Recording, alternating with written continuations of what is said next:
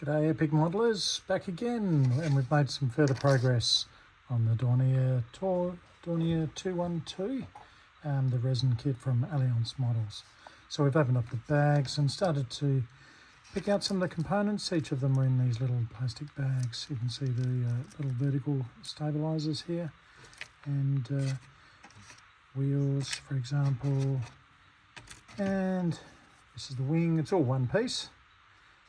And the two fuselage halves.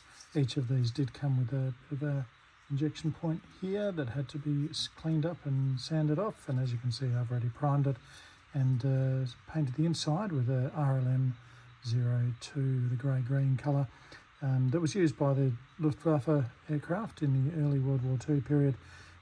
No specific details for this particular aircraft, being Swiss as well made that a little bit harder. But I figured Dornier being a predominantly German company that we would use the German colours.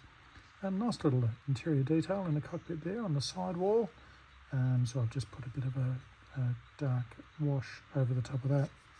So those two halves should go quite nicely together, and the wing will sit over the top. I think I'm going to need to do a pretty careful dry fit of this before we put the cyanoacrylate glue for that, because it'll be a one-stop shop when it comes to gluing it together.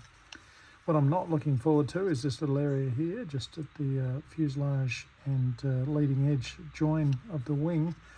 It's got some small parts that fit over some oval windows. There's this resin sheet here that's got a lot of the smaller parts.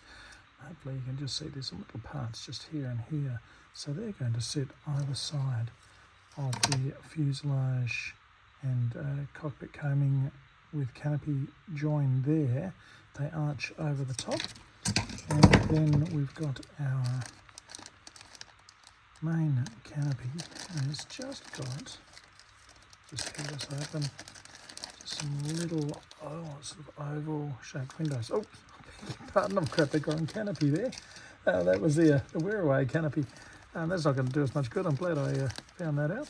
So as you can see, it's in this little bag, and peel that open. It's a nice little vacuum-formed canopy, but it's got these little oval windows here, so that's actually separate to the main canopy area, and then these things are going to go over the top. So that's going to be a bit of fun and games there. I'll probably invent a few new words in the process.